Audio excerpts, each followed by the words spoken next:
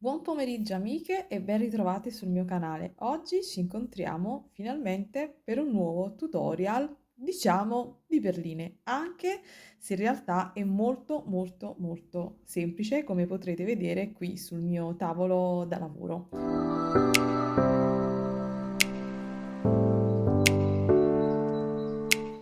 Allora, i materiali che vedete qui sono per la maggior parte della BB Craft, naturalmente non le perline, quindi come avrete capito questo è un video in collaborazione con la BB Craft.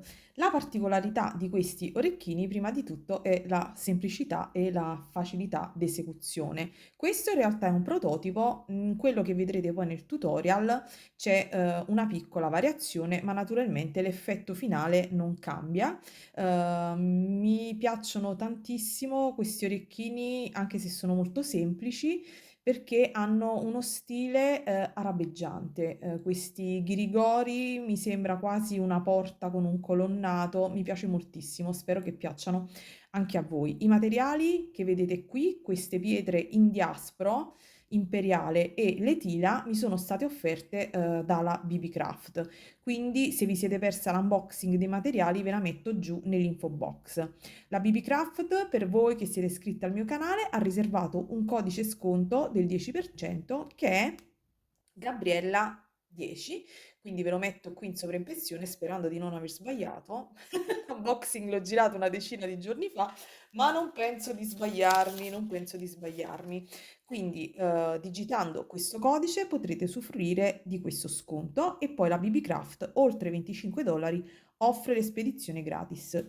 È da tanto tempo che collaboro con la BB Craft e sinceramente mi sono sempre trovata molto bene. I materiali sono belli, ottimo rapporto qualità-prezzo e quindi continuo a collaborare, continuo finché insomma vorranno loro a collaborare con loro. Vi faccio vedere velocemente i codici prodotto. Queste sono perle da 6 mm, ma non sono perle, dico perle per la forma. Sono sfere da 6 mm in diaspro imperiale ed hanno dei colori e delle screziature meravigliose. Stessa pietra, ma cambia il formato, è questa. E questo è il codice prodotto e poi ci saranno, andremo a utilizzare nella parte centrale delle fila. Questo è il codice prodotto. Io come vedete ce ne sono tantissimi colori.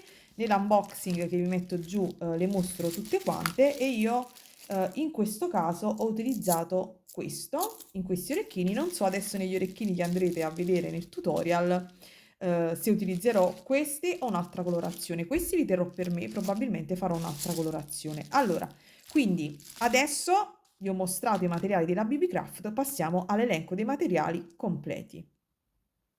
Punto primo, serviranno 4 tila, li vedete qui. Poi serviranno per ogni coppia di orecchini 4 perle da 6 mm, nel mio caso della BB Craft. Serviranno 4 di questi cilindri, poi giù nell'info box trovate le dimensioni, se avete cilindri insomma più o meno di questa dimensione potrete comunque realizzare gli orecchini. Poi avremo, quindi questi sono i prodotti della BB Craft. Poi avremo bisogno di, come vedete, bicono da 4 mm. Io ho utilizzato questi di un colore meraviglioso che io amo e sono gli Astral Pink, Crystal Astral Pink, sono da 4 mm, quindi ve ne serviranno 4 per ogni coppia di orecchini, insomma ogni orecchino ha 2 perle, 2 di questi cilindri e 2 bicono. Poi vi serviranno delle perline da 15, ma semplicemente per fare il cappietto qui nella parte superiore e poi io qui in punta ho messo delle Delica 1 e 2, come potrete facilmente intuire sono sostituibili, nel senso che potete fare il cappietto con le 11, come potete evidenziare la punta dell'elemento qui in basso con una 15 o semplicemente con un'altra 11. Quindi niente, poi vi serviranno delle monachelle, ago e filo da tessitura. Io qui ho sul tavolo questo che è della 1G, ma potrete naturalmente utilizzare anche un filo Miyuki o un Fireline, insomma, l'orecchino è leggerissimo, quindi non necessita di chissà quale super lavoro. Partiamo quindi, vado a scegliere i colori e procediamo con il tutorial. Mentre sono qui a preparare i materiali, alla fine del video, se riesco, vi metto una piccolissima parte finale in cui vi dico le proprietà del diaspro imperiale, perché come sapete le pietre, scusatemi, hanno un loro potere, insomma, hanno delle proprietà, chiamiamole così, quindi a fine video in breve vi dirò le proprietà di questa pietra e probabilmente in un prossimo tutorial realizzeremo insieme un mala. Che cos'è un mala? Lo vedrete poi nel prossimo video, vi darò tutte le spiegazioni. Questa è una piccola anticipazione. Ed eccola qui, amiche, la versione che andremo a realizzare insieme.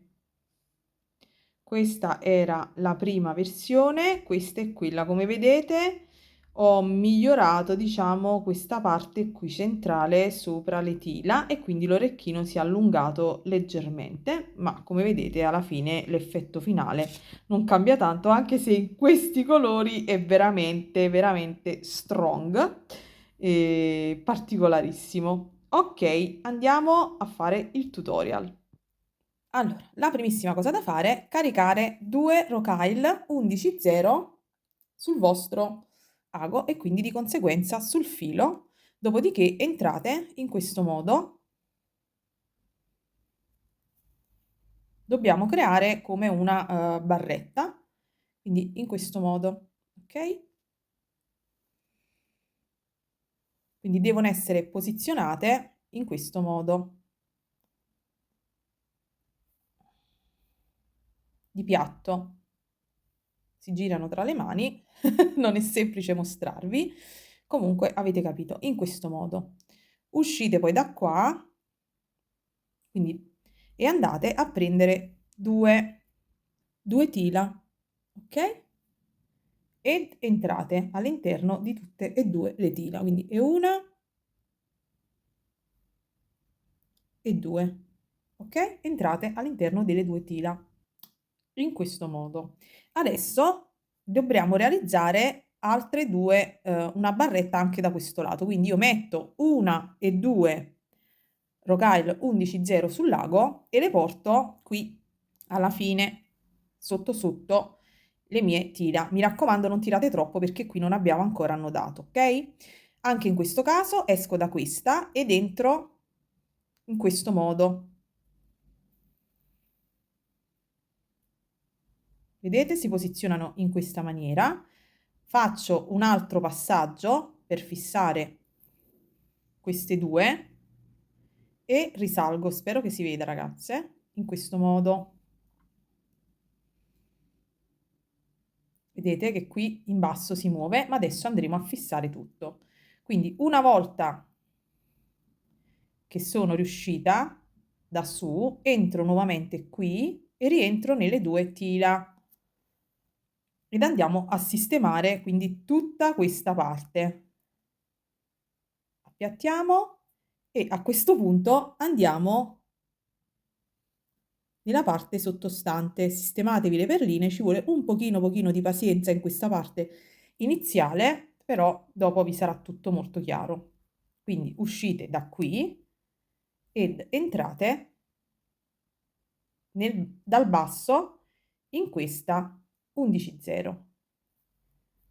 Dobbiamo fare un paio di passaggi per fissare il tutto. Spero di riuscire a mostrarvi, quindi vado, entro quindi nella 11, vado in quella di fianco e rientro, poi vado in basso, giro il lavoro sempre per mostrarvi e faccio questo passaggio quindi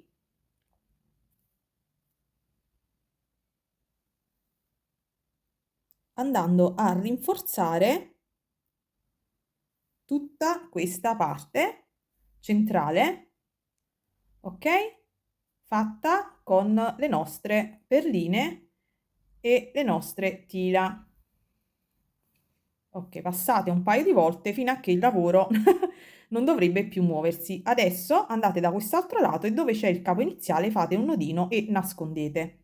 Portatevi quindi ad uscire, quindi le nostre perline e le nostre tira devono essere posizionate in questo modo. Poi vi portate ad uscire da una 11,0, ne inserite 2, poi inserite una perla, altre 2, 11,0 sempre, e andate nella 11 di fianco, nelle due tira, tirate il filo e quindi si andrà a creare questo decoro e fate la stessa cosa anche dall'altro lato. Abbiamo fatto una sorta di clessidra, come vedete, ripassate. Una volta che siete ripassate dappertutto, entrate, vedete, io entro in tutte le perline, entro nelle due tila e esco qui da una tila, vedete, da questo foro, perché devo andare ad inserire il cilindro. Quindi prendo il mio cilindretto, inserisco il mio cilindretto e entro nuovamente da qui, dal forellino della tila.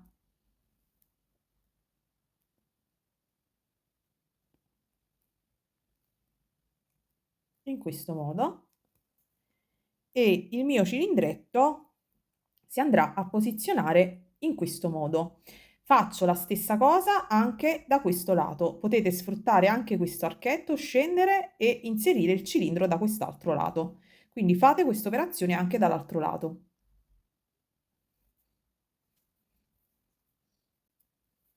Naturalmente il cilindro adesso non è stabile, ma poi con i passaggi successivi delle perline si andrà a stabilizzare. Come vedete esco dalla 11, la prima posizionata sopra, al di sopra delle tila, e quindi abbiamo fatto questo inserimento. Adesso cosa faccio? Rientro, ok? Nelle 11,0 che seguono, rientro nella perlina, rientro anche nella prima perlina che è posizionata qui e vado a prendere una 15,0. Nel mio caso è sempre col fucsia, quindi vado a prendere un'altra 15,0, entro nella 11 qui prima della perla da 6. Vi avevo detto, vero che le perle sono da 6? Spero di sì. E faccio questa operazione anche dall'altro lato, quindi qui e qui. Naturalmente, se è necessario, ripassate in questo passaggio, cioè ripetete questo passaggio. Dopodiché portatevi ad uscire dalla perla qui di 6 mm ed andate ad inserire 4 rocaille 11,0 del colore fucsia,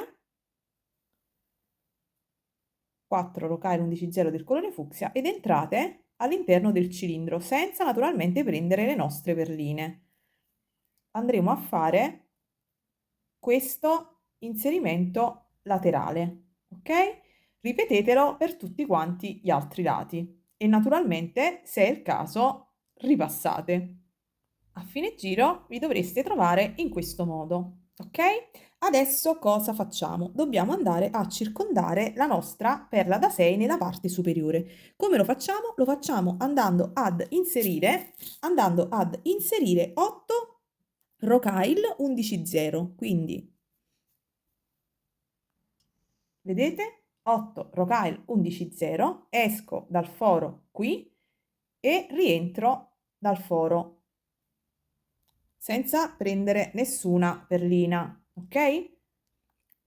Semplicemente realizzerò quest'arco. Per comodità giro il lavoro e mi porto ad uscire dalla quinta rocaille perché contemporaneamente vado a fare anche il decoro con il mio bicono da 4 mm. Quindi esco dalla quinta rocaille e vado ad inserire 2 rocaille sempre 11,0, il bicono, 2 rocaille 11,0.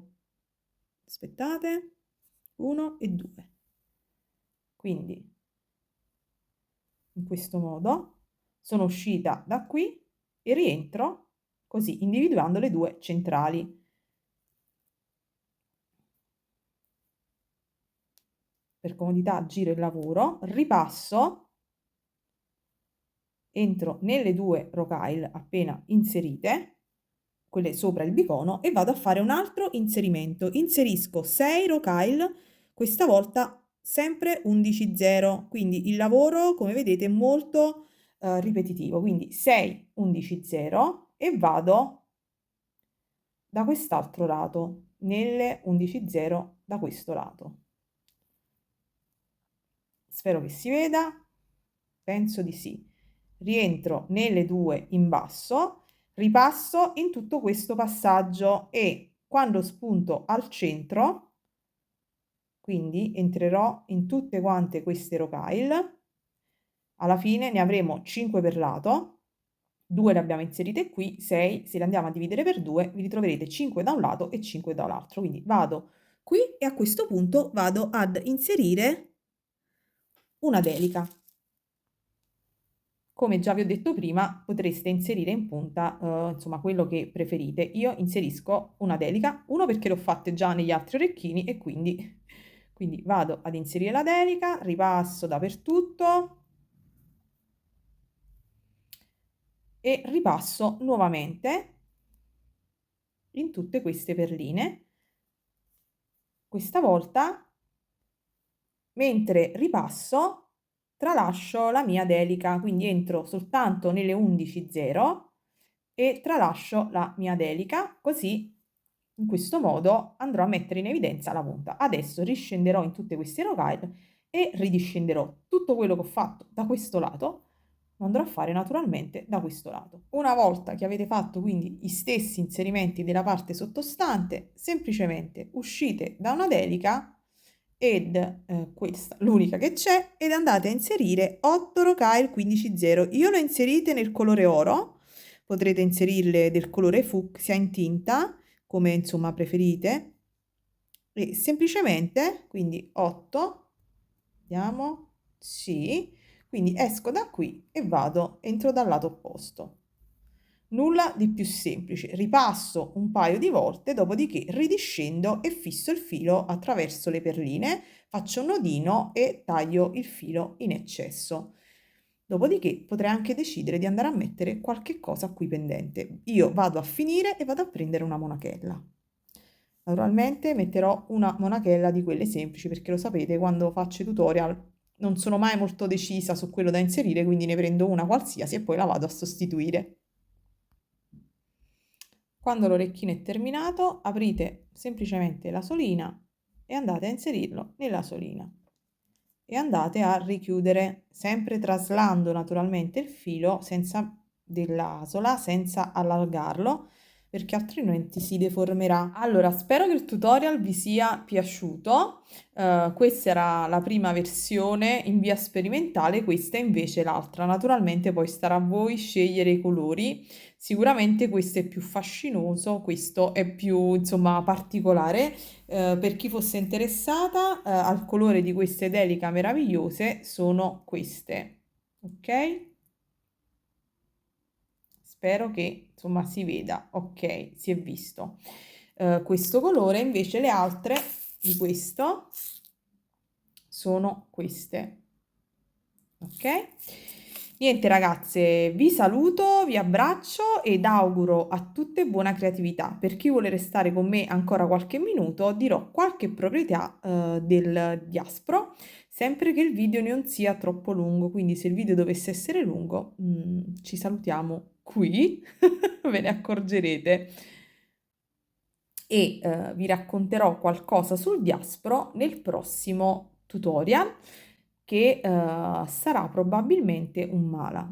Finito il video, come si chiamano questi orecchini? Ho deciso di chiamarli Imperial perché abbiamo utilizzato questo diaspro imperiale. Vi abbraccio tutte e vi auguro come sempre buona creatività. Ditemi qual è la versione che preferite. Ciao! Il diaspro è una pietra naturale e in natura naturalmente ha sfumature che vanno dal marroncino al verdino a quella lavorazione, quella sorta di ragnatela che lo rende molto molto particolare. Naturalmente questo diaspro che ho utilizzato è un diaspro naturale ma è tinto, come succede spesso per questioni di design, le pietre naturali vengono comunque lavorate. Il diaspro viene usato fin dall'antichità e viene estratto in tantissimi luoghi sulla terra, in Pakistan, in India, in Russia, in Brasile, ce ne sono di tantissime, tantissime varietà. La cosa più interessante del diaspro è che è considerata una pietra curativa e viene molto spesso utilizzata per creare dei veri e propri monili, tra virgolette, che portano alla persona che le indossa tranquillità e completezza. Quindi viene spesso utilizzato anche per la meditazione, per allineare i chakra. A coloro che lo possiedono e che lo indossano porta coraggio e lo sostengono nel portare a termine i progetti che uno si assume. Quindi è una pietra veramente molto molto interessante con tantissime proprietà. È un toccasana contro lo stress e quindi è veramente una pietra curativa e niente, che dire, io l'adoro e sicuramente farò un altro tutorial con questa pietra e andrò a realizzare un mala. Ci vediamo alla prossima. Ciao!